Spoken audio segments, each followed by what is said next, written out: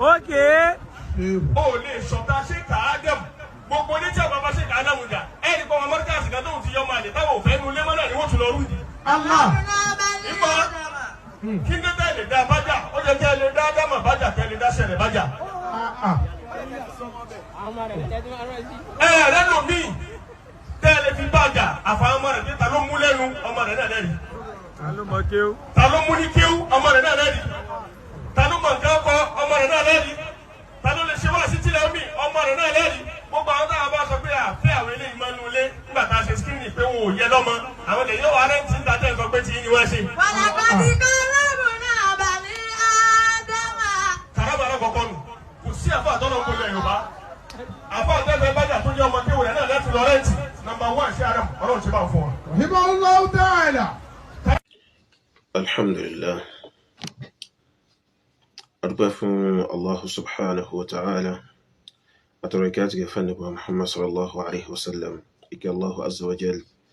Àtọ̀rọ̀ ilé jẹta rẹ̀ kuma bá nípa Muhammad, kuma bá wọn rálẹ̀ rẹ̀ kúsùn bá wọn sahaba rẹ̀.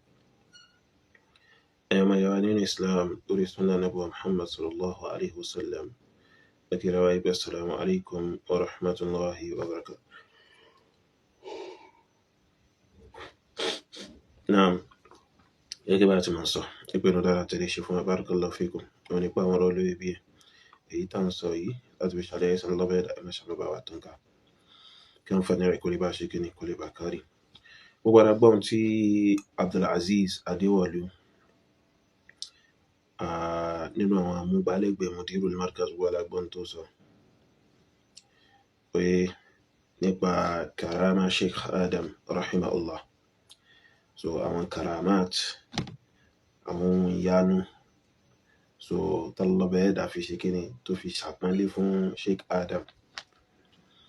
So Adéwọ̀lú ajẹnídìí ìbàjẹ́ Abdulaziz Adéwọ̀lú arí ìbàjẹ́ tẹ̀dó síbẹ̀. Ó wá nínú karama Sheikh Adam ní pé gbogbo àwọn ẹni tí wọ́n bá fẹ́ bá Sheikh Adam jà tó bá fẹ́ ṣe kíni tó bá fẹ́ bá Sheikh Adam jà ipe àwọn ọmọ kéwú Sheikh Adam náà ni wọ́n máa ń lò láti fi bá Sheikh Adam jà ipe wọn lè bá Sheikh Adam jà láláì lo àwọn ọmọ kéwú wọn. Ipe àwọn ẹni táwọn ti ṣe screening àwọn ẹni táwọn ti yọ dànù kúrò nínú markazi, that is àwọn ẹni tó wá sí pé àwọn ti yọ wọ́n dànù àwọn ti sà wọ́n dànù àwọn kàndá inú rẹ̀ sí oye bíi kanda oye so táwọn ti yọ dànù ipe àwọn eléyìn ni àwọn ọ̀tá Sheikh Adam wọ́n máa ń mú láti fi bá Sheikh Adam jà. Ibo ni bàbá Adama ti ṣe screening náà fúnra wọn. Bàbá Adama tí wọ́n ní markazi gangan. Kó lè bá mọ̀ pé ìwọ yìí àríbàjẹ́ tẹ̀dó síbẹ̀ ajẹ́ndì ìbàjẹ́ ni ó gidigidi gan. Bàbá Adama tó dá markazi lẹ̀ tó pinlẹ̀ markazi ibo ni wọ́n ti ṣe screening tó ń sọ yìí. Àwọn tíra bàbá Adama rí. Bàbá Adama wọ́n kọ sínú àwọn tíra wọn káàkiri ipe àwọn mú ọmọ kéwú kankan ní ẹrú. So àwọn ò ní kọ́ ọmọ kéwú wá kéwú bíbà yìí kó lè wá di ẹrú fún àwọn ọmọ tó bá kéwú tó bá fẹ́ lọ kó lọ. So screening òṣìwò lẹ̀ wá ń ṣe káàkiri ìwọ àtàwọn wo lẹ́jọ́ ń ṣe screening náà eré Abdulaziz Adéwọ̀lú. So then ìwọ kan jókòó kan ro nǹkan kan kan máa parọ́. So àwọn ẹni tí wọ́n ń bá Mudiru jà òun ló ń tafà sí pé wọ́n ń bá Sheikh Adam jà. Ṣé àwọn ìsọkúsọ tí Habibu ń sọ yun ṣé Sheikh Adam ní ń sọ ṣé Sheikh Adam ní ń wí.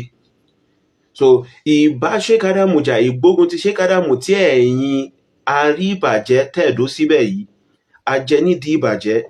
So ìbá Sheikh Adam jà tẹ́ ń bá Sheikh Adam jà gan indirectly kò fẹ́ lágbára ju àwọn ẹni tẹ́ rò yí pé bọ́yá ẹ máa gbé ìbá ọmọ Sheikh Adam jà tí ń ṣe Habibu tí ń bẹ̀sìn jẹ́ ẹ máa gbé sí pé Sheikh Adam gangan ni wọ́n ń bá jà. So tí ń gan fẹ́ ju tàwọn eléyìn lọ ni.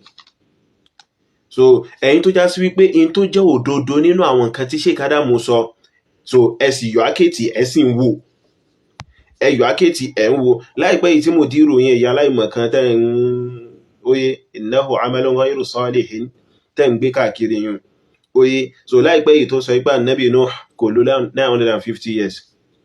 so táwọn èèyàn lọ wọ́ fídíò Sheikh Adamu jáde fún yín ṣe bí kàtà ọwọ́ ara yín ṣe bẹ́ẹ̀ ń yẹnu padà ní so ṣebí ń bẹ nínú yín tó sọ pé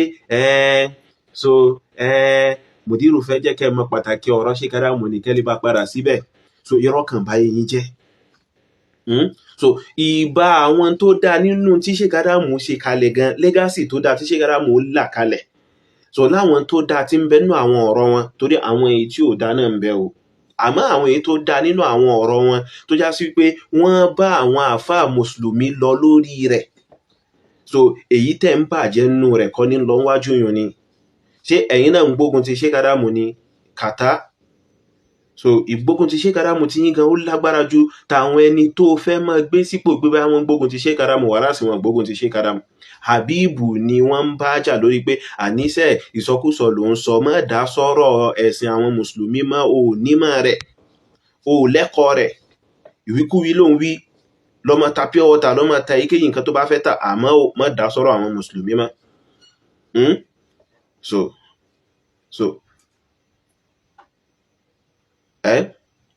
so ní ìsìn téèyàn bá wá dìde tó bá wá sọ pé Mudiru Markazi kò sí lórí dédé lójú títí yín ó ti di pé ó ń bá Sheikh Adamu jànú ó mà ṣe o dó kò sí téèyàn bá fẹ́ jẹ kò sí tí ò lè sọyàn dànù so ọ̀fun èèyàn máa ń sọyàn dìdàkudà tálọ́bẹ̀ẹ́dà ò bá ṣàánú yàn illa man rahimallah àfẹ́ntálọ́bẹ̀ẹ́dà bá ṣe kí ni tó bá kẹ́ tó bá sí làkóǹbirú nǹkan yẹn ọ̀nà fún ọ̀nà ọ̀run ni bí àwọn Yorùbá ṣe máa ń sọ so má bínú so ọ̀fun rẹ̀ náà ló ń ṣakitiyan fún so ẹ má dá lóhùn wọn àbá Sheikh Adamu já o so oye kódà àwọn Ahlu Sunnah ò gbóngun ti Sheikh Adamu ẹ má dá lóhùn so Habibu tí ń bẹ̀sìn jẹ́ Mudiru tí ń bẹ̀sìn jẹ́ oye òun ni wọ́n ṣe kíni òun ni wọ́n sọ pé àníṣe má sọ̀sọ́kúsọ mọ́ eléyìí sì kọ́ ni wọ́n ń pè pé èèyàn ń gbógun ti bàbá tó bí irú ọmọ bẹ́ẹ̀ then ó wá yẹ kó ka Mudiru sínú karama Sheikh Adamu ó yẹ kó sọ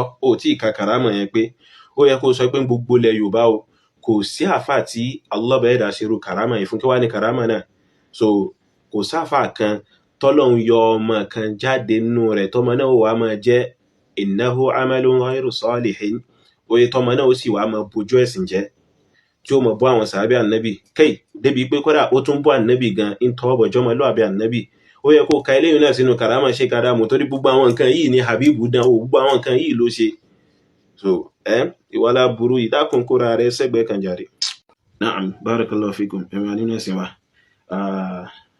kálọ́ bẹ́ẹ̀ dámọ́ṣà sàn wá ní ẹ̀sán olóore lórí fundraising tí a ń béèrè fún so ta sọ pé a fẹ́ fi ra ilẹ̀ fún ilé kéwà tí mọ́sálásí láì sọ pé ń lọ fún 14 million naira alhamdulillah báyìí Allah bẹ́ẹ̀ dá ní ká ti rí 7.5 million naira tó ń túmọ̀ sí pé n tó kún wájú wa bí 6.5 million naira ni so Allah bẹ́ẹ̀ dá mọ́ṣà bá wa san ní ẹ̀sán olóore àrò yìí Allah bẹ́ẹ̀ dá bá ṣe arziki fún kẹmọ́ṣà bá wa dá sí so Allah bẹ́ẹ̀ dá mọ́ṣà fi sínú àwọn àpò iṣẹ́ dáadáa wa àkáǹtì wa 0045790267 Unity Bank Shehu Ahmad Yusuf. Na'am barakallahu fikum.